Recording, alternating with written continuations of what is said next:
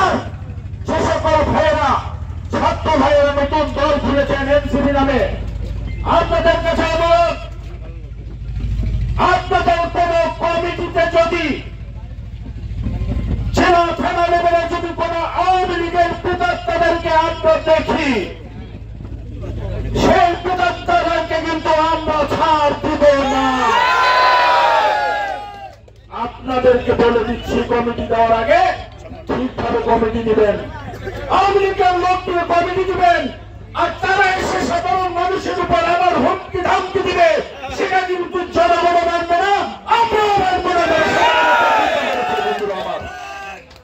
আপনাদের যারা আছেন, আমাদের নেতা কর্মী যারা আছেন, আপনারা সমাজের বান্ধব হিসেবে, সমাজের সেবক হিসেবে, ভালো মানুষ হিসেবে, তারেক রহমানের, শহীদ প্রেসিডেন্ট জিয়াউর রহমানের আদর্শ সৈনিক হিসেবে আপনারা সমাজের প্রত্যেকটি মানুষের পাশে থাকবেন।